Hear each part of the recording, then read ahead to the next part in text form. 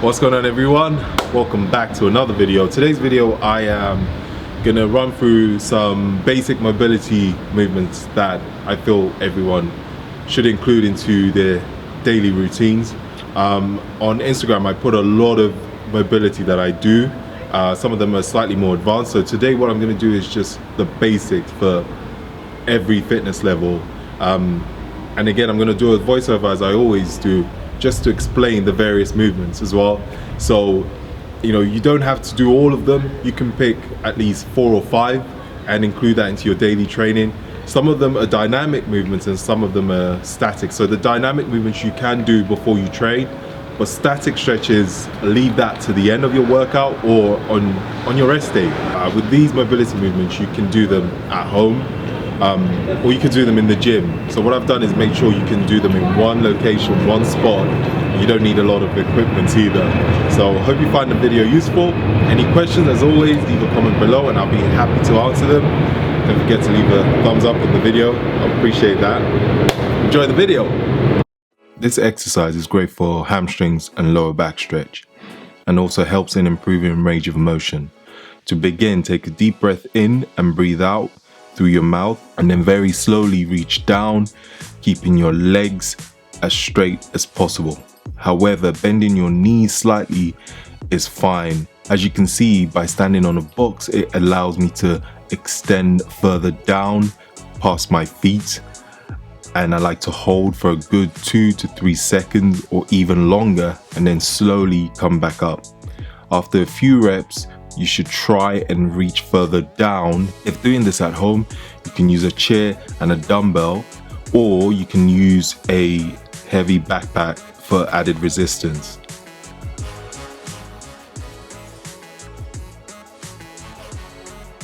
This movement is great for pre-workout shoulder prep and also helps if you have a slight impingement on your shoulder. Try and touch your toes and gradually crawl forward. Once in a plank position, with your hands shoulder width apart, slowly sink your shoulder blades down and back up, as you can see from the video. Another way I like to think about it is sink your chest down and then shrug back up, and do this for a few reps and come all the way back up, and repeat this a few times.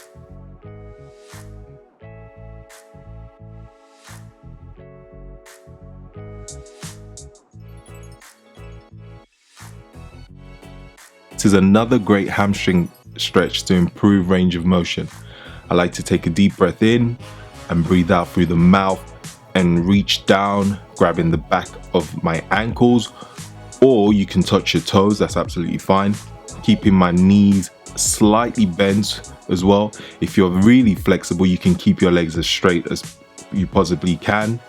You will know when you start to see improvements, as you will be able to keep your legs as straight as possible and hold the stretch for a longer period of time comfortably. This is a great exercise to improve shoulder mobility and also help with strengthening them. First, we're going to start with the reverse plank.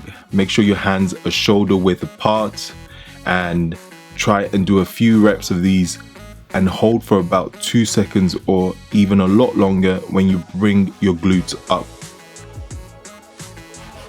Next, in the plank position, try and reach backwards. As you can see in the video, take one hand up and reach as far back as you can in the opposite direction. Please be careful when you do this move, as it's rather difficult. So get comfortable first doing the reverse plank before attempting this.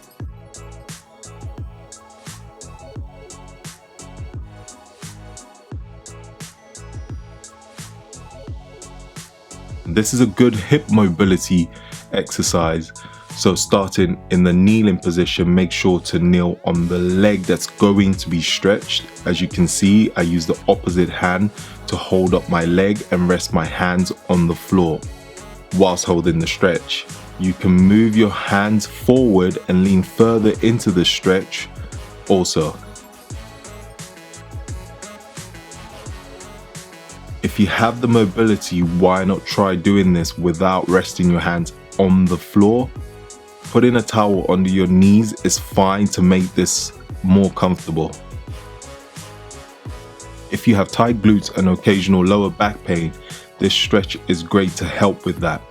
When you get into the position, hold for a few seconds.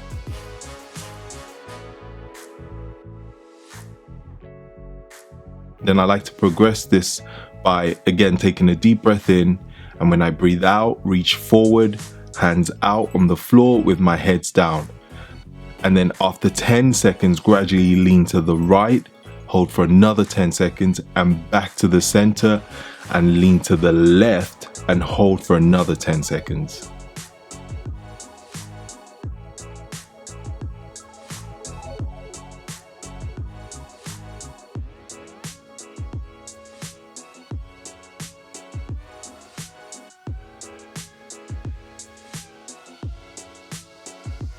This exercise most people are aware of but never utilize it enough. This is a great stretch for your back, especially if you have back pain, and also great before a leg day session or before any deadlifts.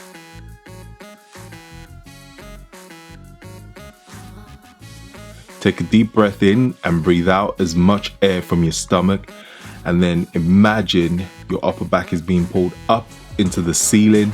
Tuck your head in between your shoulders. Also, try and push up as far as you can go, hold for a few seconds, and then slowly sink your lower back down towards the floor. Don't force it, just allow it to drop naturally.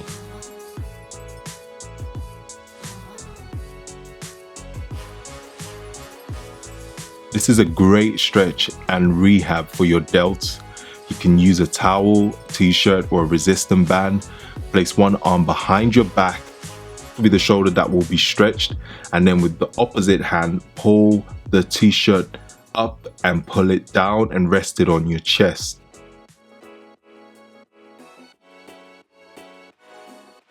Make sure you keep your shoulders back and your chest up. With the hand behind, try and reach as far up on your back as you can. Hold it for a good 90 seconds and then swap sides. This will feel slightly uncomfortable, and if your shoulders are very tight or if you have any inflammation, you might absolutely hate this stretch, and you might need to hold it for less time or as long as you can. This is a great stretch to help with hip mobility, especially if you have tight hips, which can affect things like squats or Olympic lifting. Laying on the floor, open up your hips as wide as you can and rest on your elbows. Try and relax into the stretch and not tense up your body too much. However, if you struggle with this, you can start by resting on your hands before you go down to your elbows to start. Hold this stretch for about 2 minutes. This is another stretch that looks deceptively easy, but it will probably feel very uncomfortable if you have tight hips, and the more you do this, the better. To progress this stretch, you can move your hands further away from you also. This is a stretch that's very simple, so squat down and using my elbows to hold my hips open. Now, this is a great way to stretch and open up the hips. However, the real test comes from how long you can hold this position, which ideally is 5 minutes. If you have poor ankle mobility, this will feel very uncomfortable and you might struggle to do this for 5 minutes. However, the great thing is, if programmed into your routine at least 2 to 3 times a week, you will greatly improve on this. If you struggle with hip mobility when squatting, this will help massively from my experience. Ideally, do this stretch after a session or during your mobility sessions, so not before your training.